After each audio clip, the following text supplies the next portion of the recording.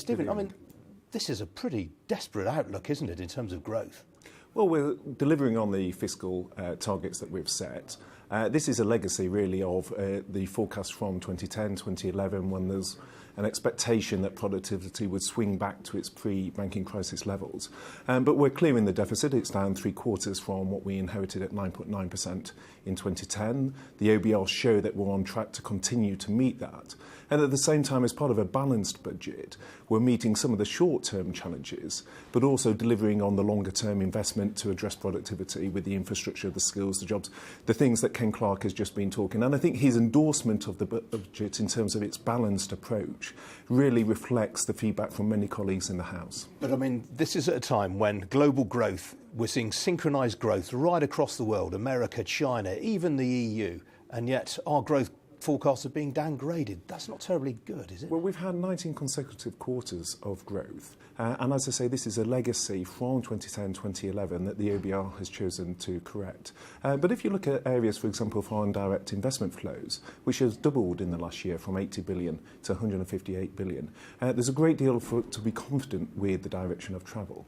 But the Chancellor is also recognising we do need to do more on productivity. Some of that has been taken in previous budgets, so things like Crossrail will come on stream next year. Schemes like that will help.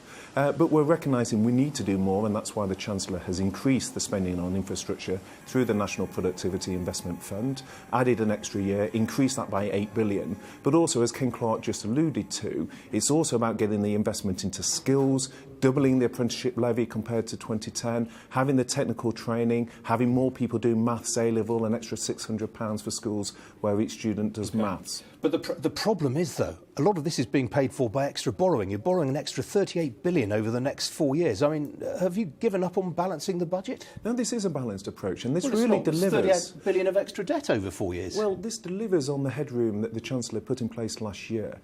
This is exactly what he intended when he put aside some headroom last year. We're still going to have £15 billion of headroom at the end of the scorecard period. We're still delivering on our fiscal target in terms of bringing the deficit down.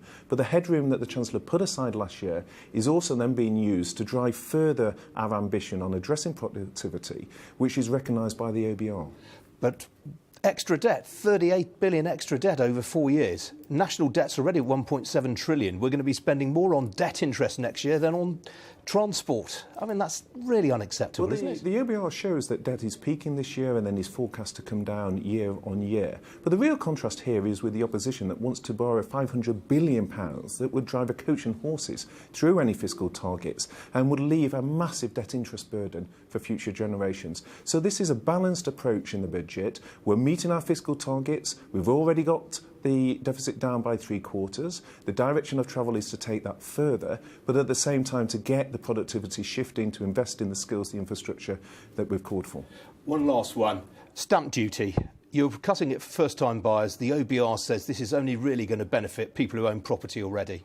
No, this will benefit many young people who don't have the bank of mum and dad to rely on, who struggle to get the deposit. But it's part of a wide range of packages around Help to Buy, 44 billion in total targeted on housing. We recognise we need to address the supply side, and there's a number of measures in the package to do that. There's measures in the white paper on housing that was brought forward earlier this year. But there's no magic bullet on housing. You need to do a suite of products, and this is one aspect of that. All right, Stephen Barclay, we'll leave it there, I'm afraid. Thanks for joining me. Well, that's a view from the government. Let's bring in the Shadow Economic Secretary to the Treasury now, Jonathan Reynolds. He joins us from Westminster.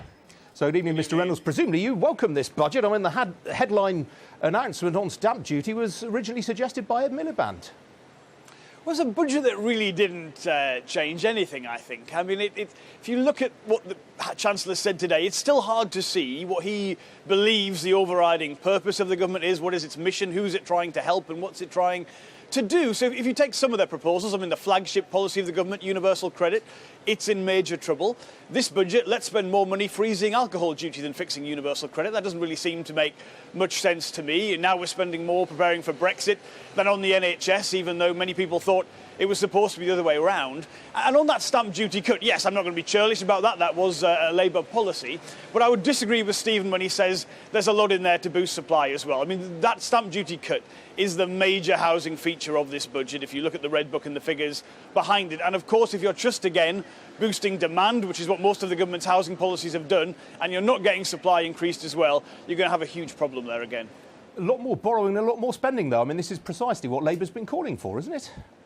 Well, we're more responsible, I would say, Ian, than the government. We wouldn't borrow for day-to-day spending, but we would borrow to invest. We've made that very clear. But I think if you look at the productivity downgrade, which, to be honest, is overdue in terms of what the OBR's forecasts have been for the last few big set-piece economic events, we have to find a way to get those productivity figures back on track.